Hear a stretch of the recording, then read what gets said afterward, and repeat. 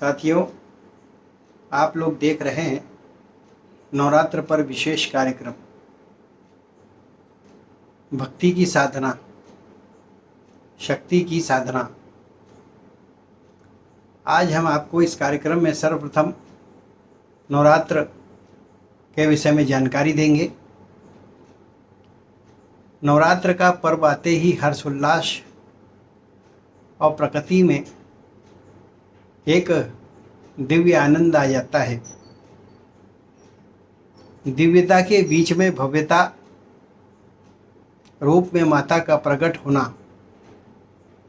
और नवरात्रों का यह जो पर्व है, यह शक्ति के रूप में, शक्ति के 9 दिन के रूप में आश्विन शुक्ल पक्ष प्रतिपदा से नवमी तिथि तक मनाया जाता है।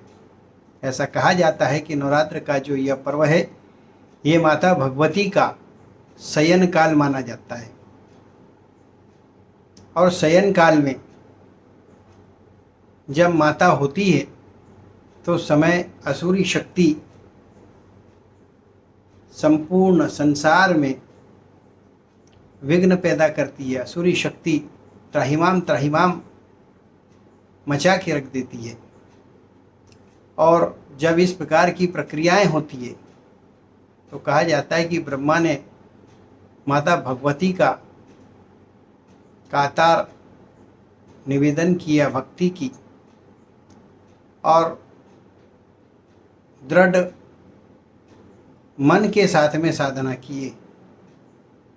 साधना के परिणाम स्वरूप माता भगवती का अनायास जागृत अवस्था में आना और ब्रह्मा के पूजन के समस्त बलियों को ग्रहण करना और प्रसन्न होकर माता भगवती ने ब्रह्मा की बातों को और ब्रह्मा के विषयों को प्रासंगिक करने के लिए संकल्प लिया। देवों के कार्य को सिद्ध करने वाली, मानवों के कार्यों को सिद्ध करने वाली, सप्त ऋषियों की या अन्य ऋषियों के कार्यों को सिद्ध करने वाली, यज्ञ धर्म कर्म आदि को सिद्ध करने वाली माता भगवती, आश्विन मास में इनका 9 दिन तक लगातार 9 स्वरूपों का पूजन किया जाता है। चारों ओर माता के जयकारे गूंजने लगते हैं, जय माता दी, जय माता दी। माता की भक्ति विशेष रूप से लिंग भेद, जाति भेद से परे होती है। ना यहाँ कोई स्त्री होता, ना कोई पुरुष होता। जो भी होता वो माता का भक्त होता, माता का लगातार स्मरण करता है, जोर जोर से आह्लादित होकर प्रसन्न भाव से और आस्था और श्रद्धा से जय माता दी करता रहता है प्रत्येक प्राणी। पृथ्वी की भव्यता और सौंदर्यता को प्रखारने वाली माता भगवती बीज का संवर्धन करने वाली, अभिरक्षण करने वाली देवी कहलाती है। कहा जाता है कि बीजों को पोषित करने वाली देवी माता भगवती प्रकृति स्वरूपा है। वायु में माता का वास, जल में माता का वास, पृथ्वी पर माता का वास, हर कण कण में यत्र तत्र सर्वत्र माता का ही वास होता है। माता के लगातार जयकारों के बीच में माता इस संसार में गोचर करती है, प्रविष्ट होती है। और जैसे ही माता पृथ्वी पर आती हैं, जयकारों से गूंजा यह संसार, इस बात में हर व्यक्ति लग जाता है कि माता की भगवती की साधना कैसे करेंगे। साथियों, स्थापना कैसे करें? धर्म अवलंबी अनेकों प्रकार से साधनाएं करते हैं। कुछ लोग माता भगवती की साधना अपने गुरु के द्वारा प्राप्त दीक्षा के अनुसार अपने दीक्षित परंपरा और मंत्रों के आधार पर करते हैं। उस आधार पर जो विधि होती है, जो श्रुति और स्मृति शास्त्र में सुनने को मिलती है, उसके अनुसार वो इस पर्व को मनाते हैं और कठोर साधना करके माता भगवती को प्रसन्न करते हैं ताकि लोक कल्याण हो सके, जगत का कल्याण हो सके। गृहस्थ व्रतोपासना में बंध जाता है। हर समय माता को मन में हृदय में स्मरण करता है और स्मरण करके माता को पूजने का मन भाव बनाता है। और जब उसके अंदर माता की भक्ति करने का भाव पैदा होता है तो उसकी जो शक्ति का स्वरूप है उसको कैसे दर्शन करना चाहता है, उस हेतु वो उसकी नियोजना करता है, योजना बनाता है। जय माता दी से शुरू होता है। स्थापना हमें कैसे करना है इस पर विशेष ध्यान देने की आवश्यकता है। आस्था है, मन में संकल्प है, माता भगवती के प्रति हम समर्पित हैं। प्रतिपदा की तिथि के दिन ब्रह्म मुहूर्त में शयन से जागृत अवस्था में आवे, अंतर्याग और बाह्य याग को शुद्ध कर ले, मन चित्त प्रसन्न, आत्म शांति मन में हो, आत्मा में शांति हो, विचार शून्यता का भाव हो, और फिर जो है सूर्योदय काल में स्नान करने के पश्चात सर्वप्रथम उत्तर दिशा में मुख करके जय माता दी का आवाहन करते हुए माता को आवाहन करें। हे माता, आप प्रसन्न हो। जग में गोचर करने वाली माता, तुम सर्वव्यापनी हो, कण कण में आपका वास है, आप मेरे घर में पधारें, ऐसा प्रार्थना करते हुए आव्यामी, स्थापयामी, प्रतिष्ठायामी, और ऐसा कहते हुए उनकी प्रार्थना करें। करना क्या चाहिए? माता की पंचायतन पीठ, पंचायतन पीठ जो है वो निर्माण करना चाहिए। माता की भव्य मूर्ति नवरात्रि की काल में मूर्ति को स्थापना करें। भगवान श्री गणेश की स्थापना करें, कलश की स्थापना करें, नवग्रह आदि की स्थापना करें, सप्तमात्रिका, षोडश मात्रिका, 64 योगिनी, सर्वतोभद्र चक्र, ऐसे नाना प्रकार से पीठ को सज्जित करना चाहिए। और फिर माता भगवती का भव्य मंडप निर्माण करके उसके अंतर्गत उसके भीतर माता की स्थापना की जाती है। माता ज्योति स्वरूपा है, अग्नि का पुंज है, उत्सर्जना को देने वाली उत्सर्जन शक्ति स्वरूपा माता भगवती का जो स्वरूप है, नवरात्र में देवों के कार्य को सिद्ध करने के लिए शयन अवस्था से जागृत होती है। उनका प्रथम स्वरूप जो है वह शैलपुत्री का है। हिमालय के घर में जन्म लेने वाली माता भगवती शैलपुत्री के नाम से जानी जाती हैं। माता का दिव्य स्वरूप, अलौकिक स्वरूप, करोड़ों सूर्य के समान तेज को धारण करी माता गौर वर्ण स्वर्ण के सदस्य दिखाई देने वाली,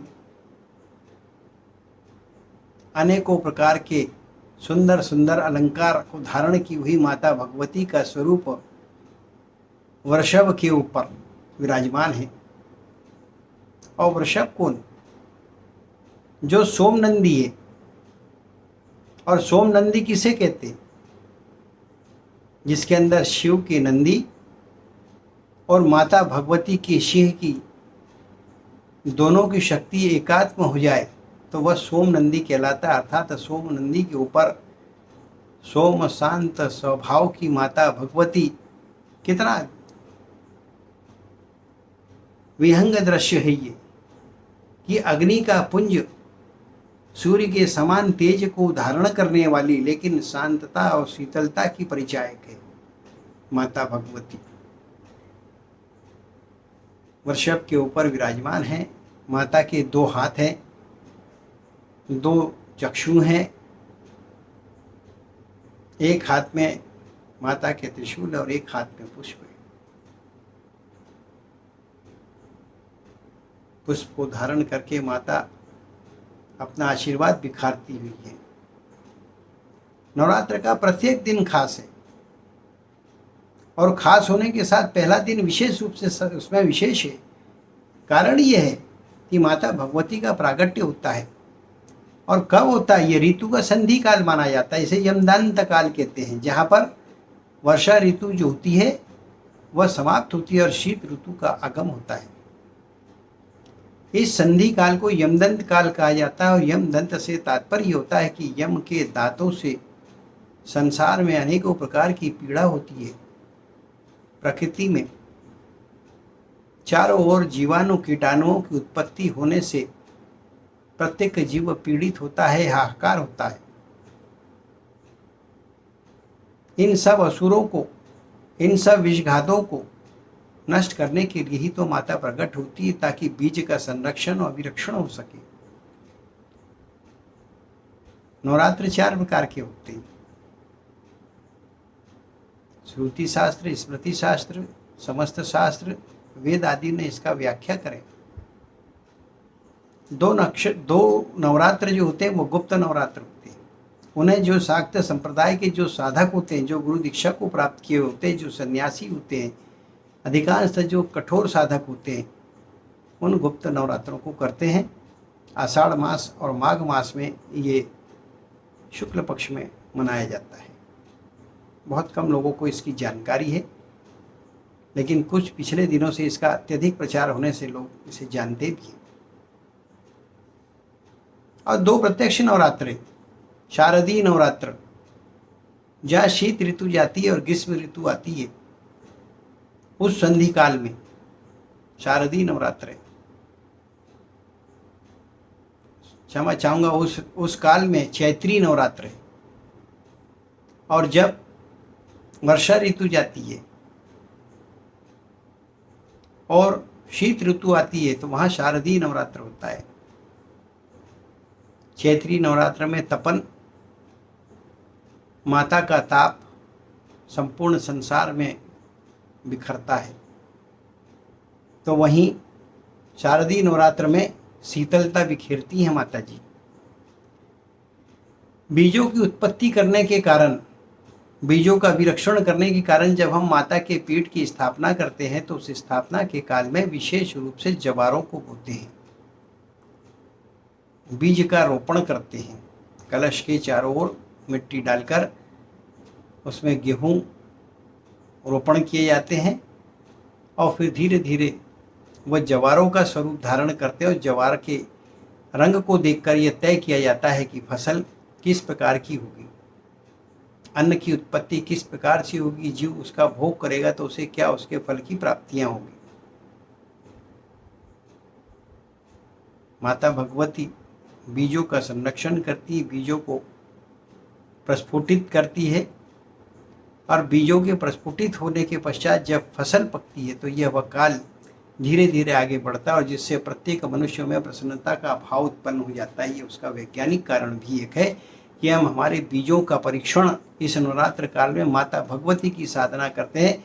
कहा जाता है कि भगवती प्रकृति में बीज उत्पत्ति करना का काम करती है, बीजों में शक्ति प्रदान करती है, उत्सर्जना करती है। माता शैलपुत्री का जन्म भगवान शिव की आज्ञा चक्र से कुछ स्थानों पर बताया गया है, तो माता हिमालय के घर में जन्म लेती है। माता 3 गुणों की धारण करने वाली रजोगुण, सतोगुण और तमोगुण, इन तीनों गुणों के आधार पर अपने गुणमय शक्तियों के द्वारा संसार का संरक्षण करती है। तभी तो लोग जय माता दी जय माता दी, जय माता दी करते हैं। तीनों गुण को धारण करने वाली माता जब से संसार में प्रकट होती है तो मनुष्य विभोर हो जाते हैं, पशु विभोर हो जाते हैं। समस्त चिंताओं का माता हरण करती है, समस्त मनोरथों को पूर्ण करने वाली होती है। हर कण में एक लहर सी पैदा हो जाती जो प्रकृति को सुरम में बनाती है और उस वजह से समझ लोग विभोर हो जाते हैं। और यही देव कार्य है माता का, देव कार्यों के लिए आई है। प्रत्येक जीव का पोषण करना माता का धर्म, इसलिए बीजों का संरक्षण करती है, बीजों को संपुष्टता प्रदान करती है। देव कार्य माता का विशेष उद्देश्य है, क्योंकि ब्रह्मा ने देव कार्यों को निष्पादन करने के लिए माता का आह्वान किए। जब माता प्रकट हुई तो स्तवन करे, तो ये क्या है? देवकार अर्थात असुरी शक्तियों को नाश करना। जब देवताओं के वश में नहीं था, संसार में गोचर में प्रत्येक जीव पीड़ित था असुरी शक्तियों से, तो माता का आह्वान किया गया और इस आधार पर माता प्रकट हो गई। लिंग भेद, जाति भेद के जो भी सिद्धांत है उससे माता विपरीत है। सबको समान दृष्टि से देखने वाली, सब पर समान कृपा दृष्टि करने वाली माता भगवती। माता भगवती का हम पूजन कैसे करें? इस बात पर यदि देखा जाए तो सबसे पहले मूर्त का हमेशा ध्यान रखें। प्रातःकाल जब आप शयन करके उठते, अंतर्याग और बाह्ययाग को शुद्ध कर लें। तो अंतर्याग और बाह्ययाग के शुद्धिकरण के उपरांत आप ध्यान रखें कि माता के सम्मुख विराजमान हो, पंचायतन पीठ स्थापित हो। सर्वप्रथम गणेश जी का पूजन करें, उसके पश्चात नवग्रह का पूजन करें। उपरांत जो है कलश जो स्थापना करें, कलश का पूजन करें। कलश के पूजन के बाद माता की शक्ति के स्वरूप में उन्हें अखंड ज्योत प्रज्वलित करके ज्योति स्वरूपा महादेवी आभ्यामी कर कर उन्हें आवाहन करें, अखंड ज्योत जलाएं। माता के दाहिनी ओर घी का दीपक अर्थात घी की अखंड ज्योत जलाना चाहिए और बाईं ओर तेल की अखंड ज्योत जलाने से माता प्रसन्न होती है। माता की भक्ति सहज कर सकते हैं, कठोर साधना भी कर सकते हैं करने वाले। तो माता के पूजन को विशेष रूप से समर्पित भाव के साथ में करना चाहिए और उसी के साथ में ब्रह्म मुहूर्त में स्थापना करें। फिर प्रदोष काल में स्थापना कर सकते हैं। उसके पश्चात अभिजीत मुहूर्त में अर्थात दोपहर में या दिन में 11:38 से लेकर 12:26 के बीच में माता भगवती की स्थापना करना चाहिए। उसके पश्चात सायंकाल प्रदोष काल में सूर्योदय से सूर्य अस्त से 45 मिनट पहले, सूर्य अस्त के 45 मिनट बाद यह मुहूर्त होता है। पूजन स्थापना उसमें कर सकते हैं। अब यहाँ पर प्रश्न आता है मुहूर्त का बलि होने का। तो ऐसा कहा जाता है कि माता भगवती की ब्रह्म काल में से लेकर प्रदोष काल जो प्रातः काल का है, इसमें स्थापना करने से उत्तम फल की प्राप्ति होती है। अभिजीत मुहूर्त में माता की दिन के मध्य में स्थापना करने से मध्यम फल की प्राप्ति होती है और रात्रि के काल में यदि हम पूजन और स्थापना, पूजन यहाँ कर सकते हैं पूरी रात भर, लेकिन स्थापना का प्रश्न यहाँ पर, स्थापना यदि हम रात्रि काल में करते तो अतम फल की प्राप्तियां होती है। सतयुग में केवल माता भगवती की रात्रि काल में पूजा के आदेश है, लेकिन कलयुग में सूर्योदय काल में माता की स्थापना कर देना चाहिए। इस बात का आप ध्यान रखें। माता भगवती का पूजन पूरब हो या पश्चिम, उत्तर या दक्षिण, किसी भी दिशा की ओर देखे, 10 दिशाओं में माता पूजी जाती है। फिर माता भगवती का जो यह पर्व है, बंग देश में, मगध देश में यदि आप देखेंगे, बड़े शौर्य के साथ मनाया जाता है। 10 महाविद्या का पूजन का भी विधान है। पहले दिन जहाँ शैलपुत्री का गृहस्थ पूजन करते हैं, तो वहाँ जो शाक्त संप्रदाय के साधक हैं वो माता महाकाली की स्थापना करके पूजन करते हैं 10 विद्या के अंतर्गत।